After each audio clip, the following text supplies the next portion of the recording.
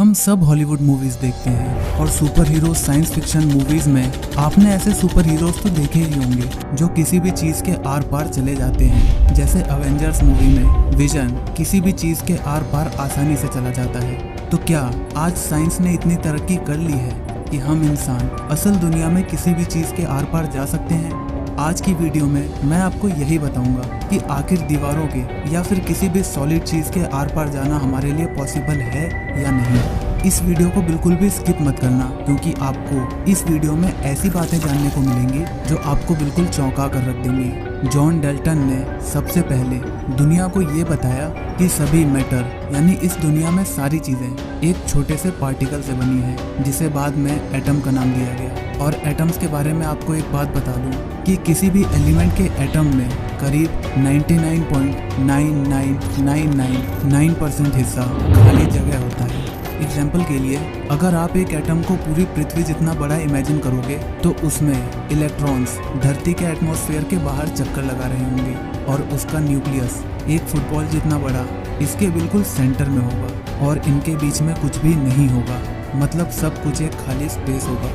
इसका मतलब हम इंसान, ये मोबाइल या ये कंप्यूटर जिसमें आप ये वीडियो देख रहे हो, आपका बेड, आपकी कुर्सी, ये सभी चीज़ें ज़्यादातर खाली जगह हैं। लेकिन अगर ये सच है तो हम इन चीज़ों के आर पार क्यों नहीं जा पाते, या इवन लाइट यानी प्रकाश भी इन चीज़ों के आर पार क्यों नहीं जा पाता? क्योंकि ये तो असल में खाली स्पेस वाली यानी एटम से बनी चीज़ें हैं। आज तक हम एटम को कुछ इस तरह से देखते आए हैं जिसमें इलेक्ट्रॉन्स इसके न्यूक्लियस का चक्कर लगाता है और इस न्यूक्लियस में प्रोटॉन और न्यूट्रॉन्स होते हैं। असल में इलेक्ट्रॉन्स न्यूक्लियस का चक्कर तो लगाता है, लेकिन किसी टाइम पर उसकी पोजीशन को बता पाना बहुत ही मुश्किल है। वो न्यूक्लियस के चारों तरफ एक बादल जैसा पॉसिबल एरिया बना देता है और वो उस टाइम पर ऑलमोस्ट हर जगह होने की पॉसिबिलिटी रखता है। एग्जाम्पल के लिए आप अपने घर के पंखे को देखिए, जब वो अपनी फुल स्पीड पर होता है तो असल में तो उसके केवल 3 या किसी में 4 ही ब्लेड्स होते हैं, लेकिन अपने फुल स्पीड में होने की वजह से उसके ब्लेड्स की होने की पॉसिबिलिटी उस पूरे सर्कल में कहीं भी हो सकती है। जब पंखा बंद रहता है तो उसके बीच बहुत सारा खाली स्पेस होता है, लेकिन जब वो अपनी फुल स्पीड में होता है तो उसके ब्लेड्स एक ही टाइम पर लगभग हर जगह होते हैं। अब अपने सवाल पर दोबारा आते हैं कि अगर एटम मोस्टली एक खाली स्पेस है तो फिर हम किसी भी सॉलिड के आर पार क्यों नहीं जा पाते? जैसा मैंने बताया, एक एटम में इलेक्ट्रॉन्स एक ही टाइम पर न्यूक्लियस के चारों तरफ एक क्लाउड फॉर्मेशन बनाकर रहते हैं। जैसे मान लो आपका पंखा इन्फिनाइट स्पीड में घूम रहा है, तो अगर आप उसके आर पार अपना हाथ ले जाने की कोशिश करोगे तो बिना ब्लेड के कांटेक्ट में आए आपका हाथ पार चला जाए। ऐसा हो पाना नामुमकिन है, क्योंकि आपका हाथ और उस पंखे का ब्लेड, ये दोनों ही ऑब्जेक्ट्स एक ही टाइम पर एक ही जगह नहीं रह सकते। और यही बात इलेक्ट्रॉन्स पर भी लागू होती है। इसे हम पॉली एक्सक्लूजन प्रिंसिपल कहते हैं। इस प्रिंसिपल के मुताबिक एक एटम के इलेक्ट्रॉन लगभग सेम पैटर्न से ही मूव करते रहते हैं और कोई दूसरा इलेक्ट्रॉन सेम एनर्जी लेवल पर किसी दूसरे इलेक्ट्रॉन की कॉपी नहीं कर सकता।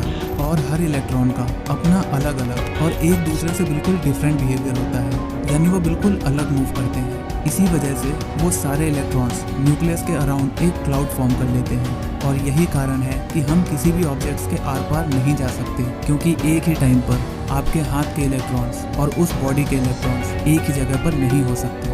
और अब आपका दूसरा सवाल कि लाइट किसी सॉलिड के आर पार क्यों नहीं जा पाती? तो ऐसा इसलिए है क्योंकि मोस्टली सभी इलेक्ट्रॉन्स एनर्जी को एब्जॉर्ब और रिलीज करते हैं। जैसे ही लाइट किसी बॉडी पर पड़ती है तो उसके इलेक्ट्रॉन्स उस लाइट की एनर्जी को एब्जॉर्ब कर लेते हैं और एक्साइटेड होकर अपना बिहेवियर चेंज कर लेते हैं, और कुछ टाइम बाद वो अपनी एनर्जी को रिलीज कर देते हैं, और वो भी लाइट की फॉर्म में। और ये वही लाइट है जिसकी वजह से आप उस ऑब्जेक्ट को देख पाते हो कि उसका शेप कैसा है और उसका कलर क्या है। अब मैं आपको एक और बहुत ही चौंकाने वाली बात बताने जा रहा हूँ। मैंने ये तो बताया कि हमारे आसपास जितनी भी चीज़ें हैं वो मोस्टली खाली स्पेस हैं और हम उनके आर पार नहीं जा सकते, लेकिन हम किसी भी बॉडी को असल में टच ही नहीं कर पाते। क्यों? चौंक गए ना? आपने जो अपने हाथ में मोबाइल पकड़ा है, या आप जिस कुर्सी या बेड पर बैठकर ये वीडियो देख रहे हो, असल में आपने इसे छुआ ही नहीं है। अरे परेशान मत हो, बताता हूँ कैसे। लेकिन ये थोड़ा साइंटिफिक है। तो अगर आपने CBSE बोर्ड की 11th क्लास की केमिस्ट्री की NCERT book chapter number 2 structure of atom को अच्छे से पढ़ा होगा तो आपको इसमें बहुत मज़ा आने वाला है। देखो, अगर आपको इस टॉपिक के बारे में पहले से नॉलेज है तो शायद आपको ये पता होगा कि हम किसी चीज़ को इसलिए नहीं छुपाते क्योंकि इलेक्ट्रॉन्स यानी दो नेगेटिव चार्जेस के ज़्यादा पास आ जाने की वजह से उनमें रिपल्शन होता है। लेकिन ये असल वजह नहीं है, ये सब होता है इलेक्ट्रॉन्स के बिहेवियर की वजह से, जिसे हम इलेक्ट्रॉन डांसिंग भी कहते हैं। जब भी हम किसी सॉलिड को छूते हैं तो आपके उंगलियों के इलेक्ट्रॉन्स उस सॉलिड बॉडी के इलेक्ट्रॉन्स के काफ़ी पास आ जाते हैं, और जब ऐसा होता है तो आपके उंगलियों के इलेक्ट्रॉन्स को अपने घूमने का पैटर्न चेंज करना पड़ता है, क्योंकि इस वक्त आपके हाथ के और उस बॉडी के न्यूक्लियस के सबसे पास वाले इलेक्ट्रॉन्स की एनर्जी लगभग सेम होती है। और पॉली एक्सक्लूजन प्रिंसिपल के मुताबिक ऐसा नहीं हो सकता कि कोई दो इलेक्ट्रॉन्स सेम एनर्जी लेवल में एक ही जैसा बिहेव करें।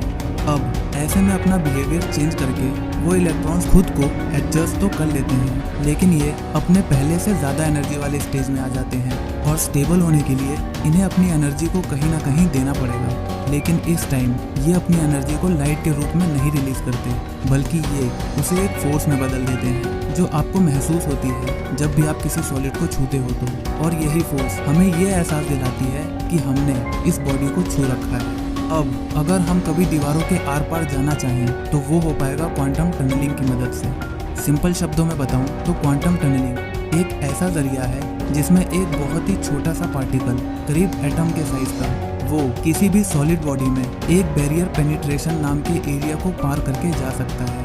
बैरियर पेनिट्रेशन किसी भी सॉलिड बॉडी का वो एरिया होता है जो किसी एक टाइम पर कंप्लीटली खाली होता है, यानी उस वक्त कोई छोटा सा पार्टिकल उस सॉलिड बॉडी के आर पार जा सकता है क्वांटम टनलिंग की हेल्प से। तो अगर हमें भी विजन जैसी ये शक्ति चाहिए तो हमें खुद को अरबों खरबों टुकड़ों में तोड़कर दीवार के पेनिट्रेशन बैरियर को पार करके खुद को दोबारा जोड़ना होगा, और आज की साइंस के लिए ऐसा कर पाना मुश्किल है। इस वीडियो को मैंने जितना हो सके सिंपल रखने की कोशिश करी है। अगर आप साइंस बैकग्राउंड से हो और आपने स्कूल में रट्टा नहीं मारा तो ये वीडियो आपको बहुत पसंद आई होगी। अगर आपको कोई एक सुपर पावर दी जाए तो वो क्या होगी, नीचे कमेंट करके ज़रूर बताना। और अगर आप एक साइंस स्टूडेंट हो तो इस वीडियो को अपने क्लास के हर एक बच्चे के साथ ज़रूर शेयर करना।